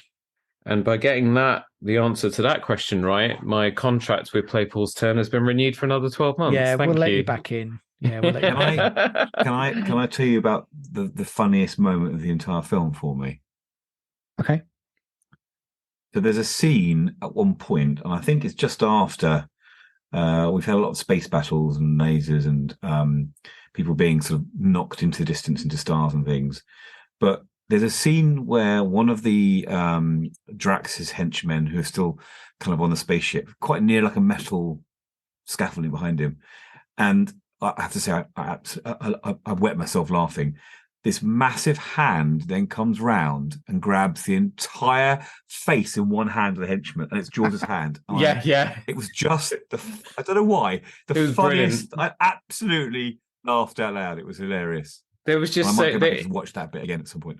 It was just one thing after another, wasn't it, in this whole thing as well? And then when Bond kills Drax, when he puts him in the airlock, you know, go take a step for mankind or whatever. It was the way he dispatched him as well was just brilliant.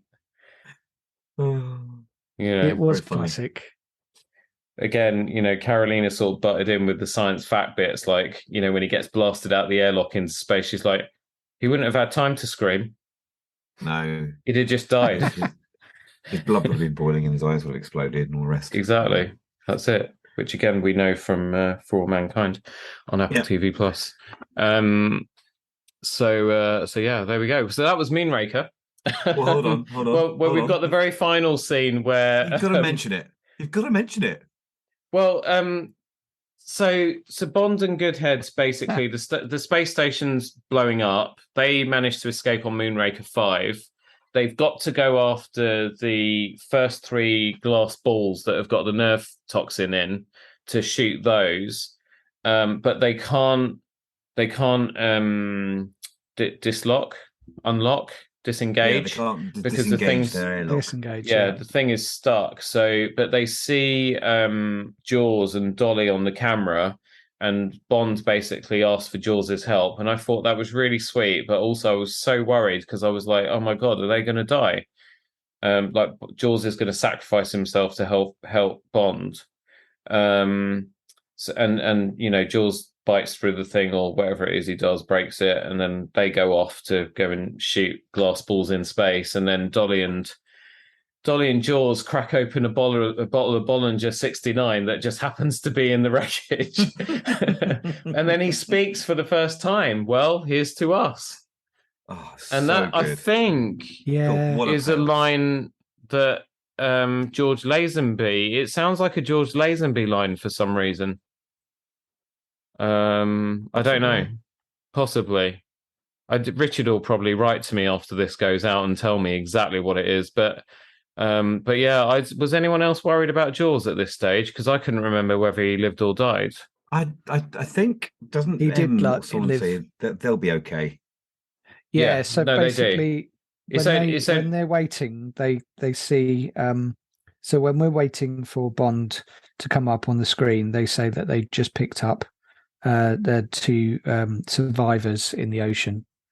Because their pod, their module they're in breaks off, doesn't it, before it explodes? That's right. And 007 says to Holly, they'll be all right. It's only 1,000 miles to Earth or something. That's it. At the US so we base, kind of know sooner that the commander is told that two survivors are picked up, a tall man and a small blonde woman, implying that Jaws and Dolly indeed survived. They're never seen again after this, but it's presumed the Jawses left their criminal pasts and lived a happy and contented life. Jaws was meant to be in a third movie, but then they decided For Your Eyes Only to go back to a more serious kind of film, pared down formula and so on. Probably the studio's telling them off for spending so much money on this one, but they made a lot of money, so it was all right. He was in GoldenEye, the N64 game GoldenEye, where he is back working for Drax Corporation again in a bonus level in GoldenEye. Yeah, that's right. As far as it goes, really. That game was so good. We've got to do a PPT episode just on GoldenEye or 007 games or something. Sorry, I digress. Other podcast planning. Back to them being caught in flagrante delicto. Yes, so they managed to save the day by shooting out the balls that are speeding to Earth with their deadly toxin in. They managed to shoot them. We talked about it earlier. And meantime, back on Earth, they're preparing a satellite link because they've got cameras in the shuttle, and it's going to go live. Government, MI5, Defence, Buckingham Palace. So Her Majesty is going to be able to greet and thank Bond for saving the Earth herself, and the cameras pop up on Bond and Holly in what term would you use, John? Something clever with flagrante delicto in gravity-free flagrante delicto. There you go. So apparently this was really difficult to film because they were suspended on wires for this, Lois and Roger. And he kept banging into. She said he kept banging into her because he couldn't control the wires properly. So she said it was actually really, really awkward to film. But then we get one of the most famous lines of the entire 007 series. From Q. So, what on earth are you doing? Attempting re-entry, sir. No, it's from Q. Oh, it's from Q. Oh no, that's right. Yeah, that's right. Yeah. 007.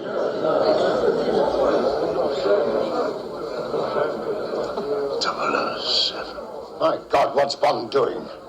I think he's attempting re-entry, sir. The delivery is so good because he's so innocent when he says it. He's all about the rockets in space, isn't he? Yeah, that's right. It's just brilliant. And then Roger Moore's sort of look to the camera, i.e. looking at us, not them. Yeah, exactly. Yeah. And then turning it off. And then that's it. The film ends. We get the longest credit sequence of any Bond movie to date, because usually it's just a very short sequence and then they do the James Bond will return in whatever the next movie is. But this one, they did a full credit sequence with the music and everything. So boring. And there's no variation of that Moonraker song that's exciting to me. And then at the end, that should be good. Yeah. Get the Moonraker in their archives mix. Yeah, that'd be good. Yeah.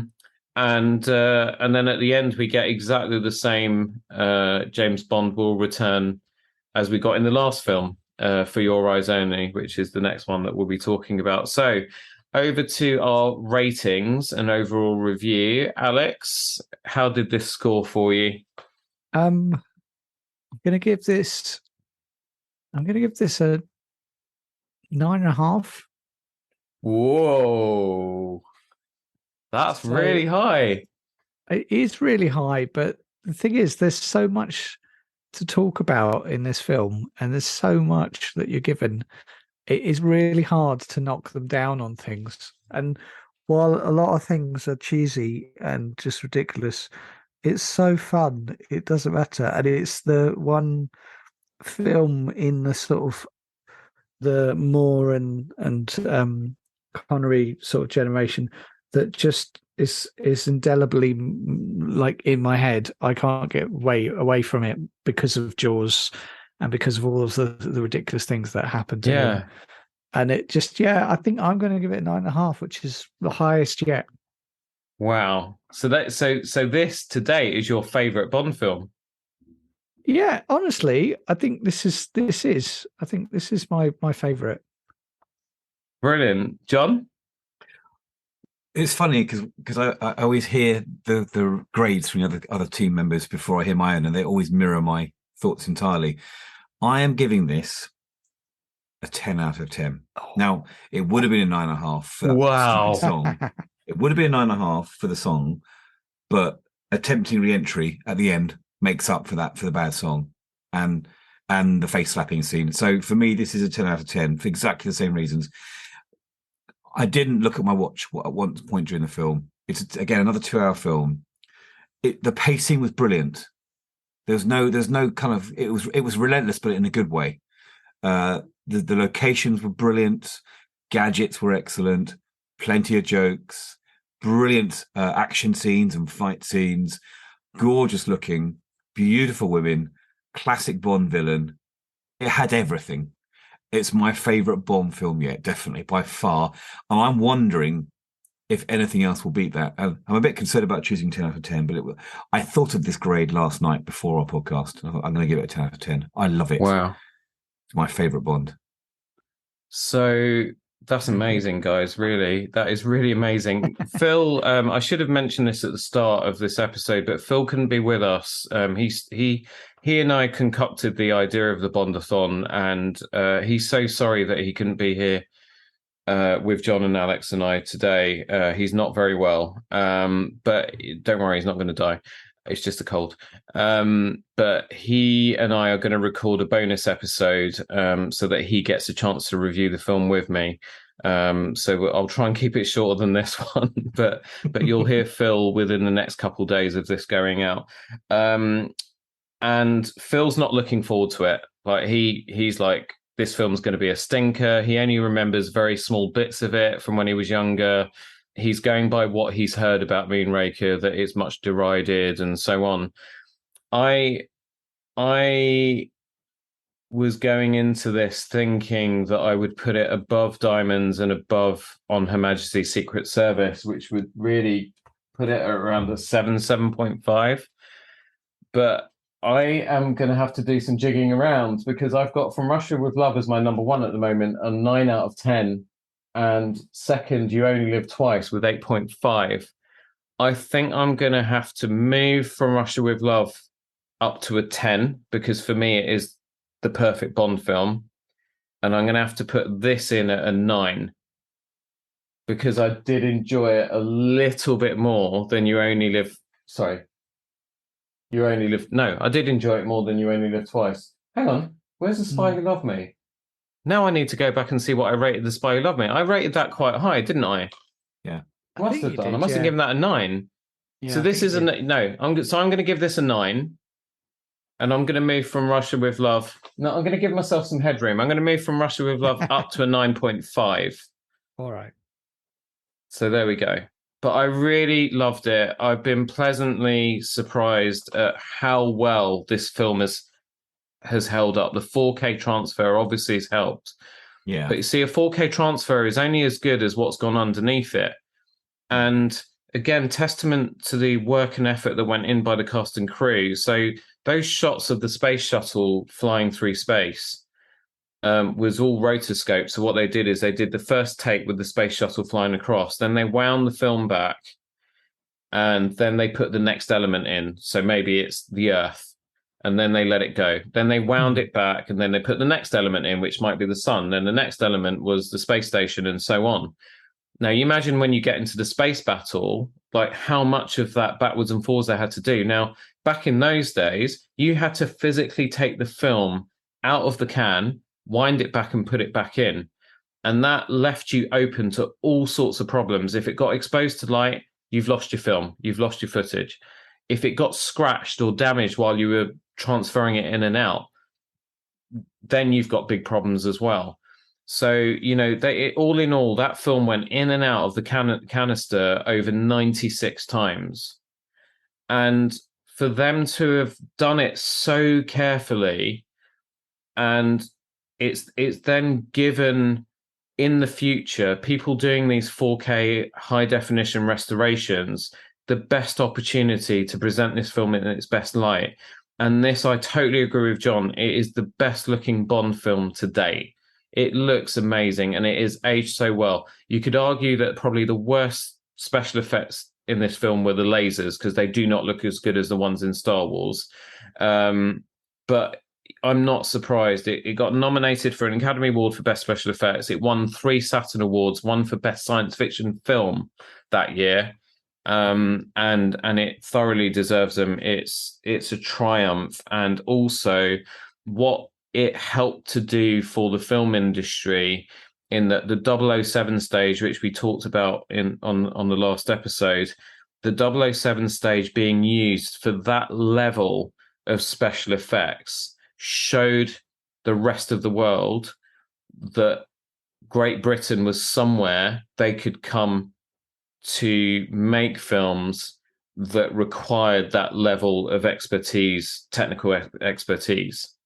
So this film is important for so many reasons, and I cannot believe I'm actually saying that to you today, because I honestly thought I was going to be like, I haven't got much to say about this. It was crap, and it's marginally better than Diamonds Are Forever, because it's not very hard to do that.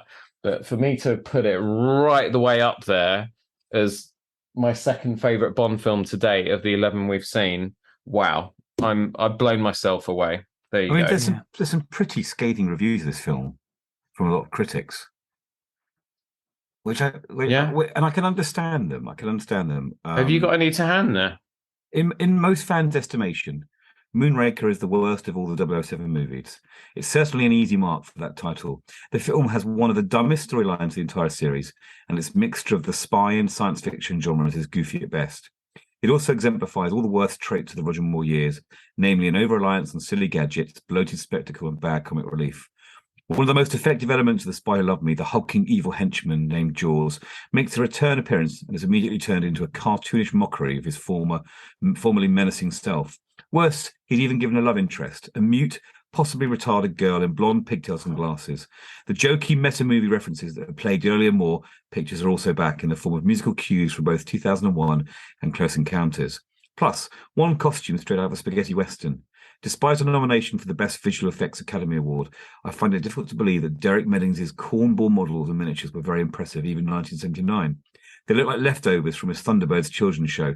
The effects in Star Wars and Close Encounters outclass these by light years. All the reasons they don't like that are all the reasons I like that. I didn't think it was that, but I mean, I was expecting to go into this like with, I'm going to be comparing it to the special effects in Star Wars and Alien and other science fiction films that were out around that sort of time, and be thinking, God, this looks absolutely rubbish. But it looks amazing. They did. Well, let's be honest. Bang up job. The effects aren't as good as Alien and Star Wars, but that doesn't matter. No, it really doesn't matter. The purpose of these films was to entertain, right? I think at that time there was high inflation, recession looming, all of that sort of stuff. And if this film did its job, which it obviously did, because you look at the take, how many people saw it when it was released. To take people to another world and to take them out of, that's what movies are there to do. That's the magic of film. And, if the criteria is a serious spy story that is grounded in reality, sure, this is one of the worst Bond films ever. But if the criteria is to entertain, this ticks all the freaking boxes. So, I'm happy. Yeah. This is the Bond film I would sit down and watch again straight away. Yeah. That makes sense. I can't believe I'm agreeing with you on that. I can't believe it. Poor Phil. Oh, God, it's brilliant. I know. But you don't know, because he actually, when I spoke to him on the phone earlier, he hasn't seen it because he was sick as a dog. He can't focus on anything. So I said to him, just take your time. Hopefully he'll get to see it later on this week, and then I'll record with him next week. But I've got a feeling that he's going to change his mind. So it'll be really, really interesting. Brilliant, guys. Thank you so much. I'm like really, really looking forward to the next one now. I just want to keep this train running. So I think what we're going to do in December, you will have had 2 of these Bondathon episodes, and then in January we'll kind of start getting a little bit more frequent. Jon, Alex, have you both had fun? Yes. Yeah, absolutely. Brilliant. Thank you so much, both of you. I appreciate you. Thank you all so much for joining us once again. We do genuinely love making these 007 themed episodes. I really do love getting your feedback and your messages and notes after each one. Tailoring Talk is on Instagram at Tailoring Talk Podcast. You can support the show by buying us a coffee at buymeacoffee.com/Roberto Rivella. If you love these entertainment themed episodes of Tailoring Talk, please do check out, you've guessed it, Play Pause Turn. Play Pause Turn is available wherever you like to get your shows, and you can also head to the website, which is playpauseturn.show. There we go. Jon, where can everybody find you online? Well, I mean, who knows these days? Who knows? Mastodon. We're not doing Twitter anymore. Twitter. No, Twitter. I'm on Mastodon and I'm on Instagram, and I have a few darknet websites as well. Where you can buy Apple TV Plus logins. Special pockets in for hiding money. And that too. Exactly.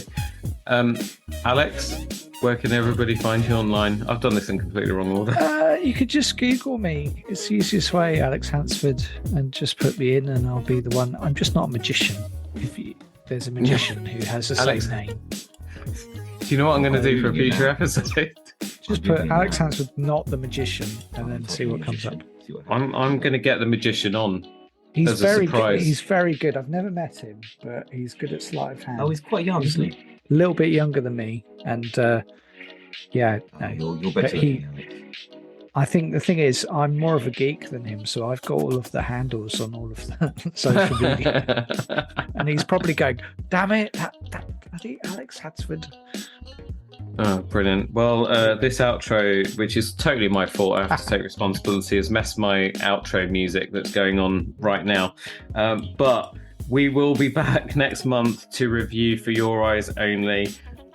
Do take care of each other. We'll see you on the next episode of Tailoring Talk, or at least I will. Bye-bye. Bye. Bye.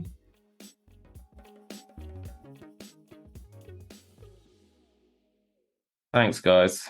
For your eyes only. We're going to. I was trying not to sing that when you said it. It's cracking. That's a cracking song, Ned. It is, yeah. Do you know any of the other words to it? Kind of sexy as well, isn't it? When she gets all sort of at the end of the song. I'm going to have to listen to it again. I've got enough of that recording, I reckon, to string a bit together. What do you reckon, Alex? To do the intro for the next one. For that For Your Eyes Only episode, we're going to intro in with Jon just singing For Your Eyes Only over. Oh, I'm going to have so much fun chopping this up.